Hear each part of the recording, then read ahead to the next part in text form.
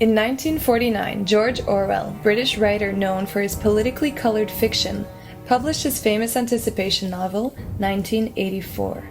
In this book, we are introduced to a reality in which the nuclear wars of the mid-20th century resulted in a new world order comprised of three major powers: Oceania, East Asia, and Eurasia. In Oceania, where the story takes place, the political system is highly totalitarian, and citizens have very limited personal freedom. Winston Smith, the main character of the story, is an average functionary employed at the Ministry of Truth. His job? Tampering with and/or destroying any documents which does not coincide with the historical discourse of the party. Indeed, the government believes that past history only exists in the form of memories located in the minds of its citizens.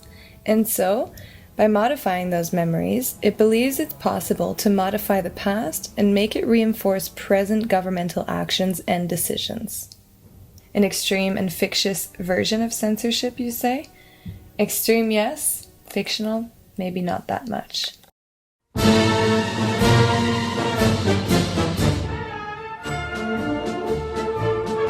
When the Russian Empire was overthrown in 1917 during the October Revolution led by Vladimir Lenin, the population of the new Soviet Union had much anticipation for great change. Lenin built a communist government with many Bolshevik comrades. In this new regime, Stalin was soon introduced as an organizer.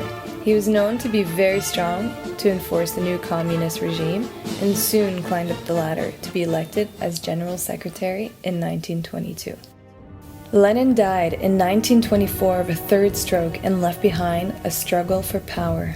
Two members then began their fight, Joseph Stalin and Leon Trotsky. In his will, Lenin leaves an important warning concerning Stalin.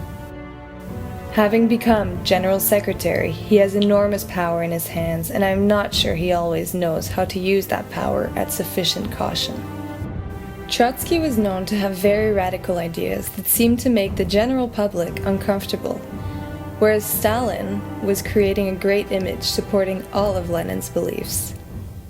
By ignoring Lenin's warning signs, the population chooses what they believe to be the lesser of two evils. The fight for power ends in a public humiliation of Trotsky while he's being exiled. This becomes a new chapter of Soviet lifestyle. Stalin holds the entire country in his hands and chooses to adopt a one-man dictatorship. By the end of the 1920s, his fight for ultimate power is complete, and it's in 1927 that Stalin introduces his first 5-year plan of massive industrialization.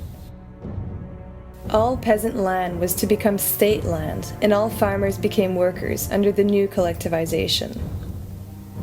Everything they owned now belonged to the state, and they would have to work hard to produce enough food for the state to export in order to build this new industrial superpower.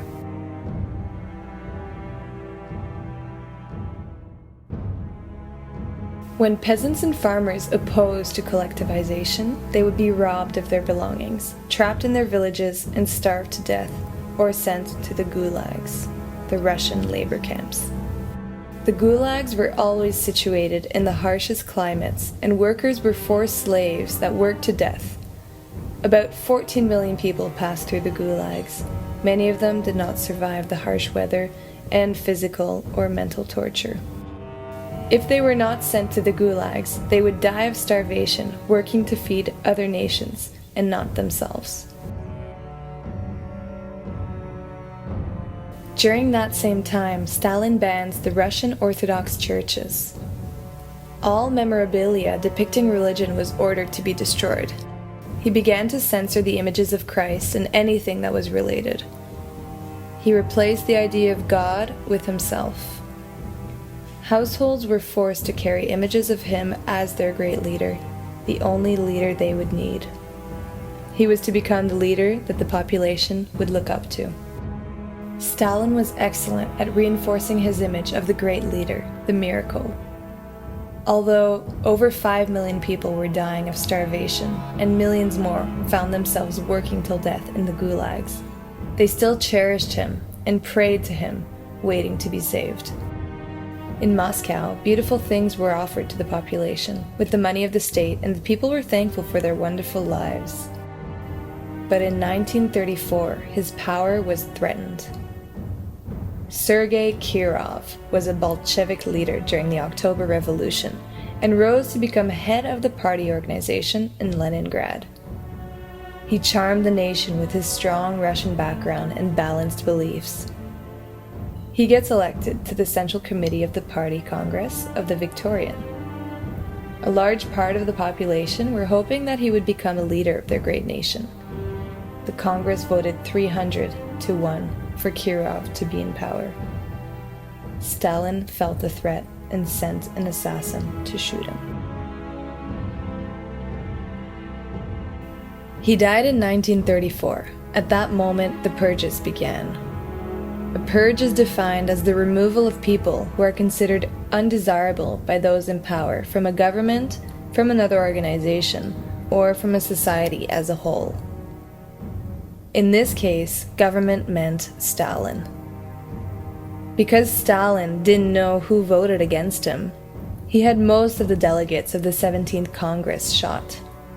If they were not shot, they were sent to the gulags or arrested under the pretext that they were spies or enemy of the state.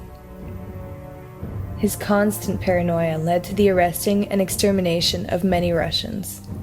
The secret police were sent to sweep the streets and arrest anyone under any accusation. Stalin would sign death warrants every single day and night. This caused huge paranoia amongst the entire population. Everyone was fending for themselves, scared of their neighbors, scared to be denounced and arrested. As a result, the censorship of many photographs, films, books, art, anything that would unveil his horrible true self, were to be practiced during his reign. To avoid remembering important figures, Stalin had a group of government workers responsible to manipulate photographs. This censorship can be found today through many books and archives, and they can help explain Russia's history under Stalin's communist leadership.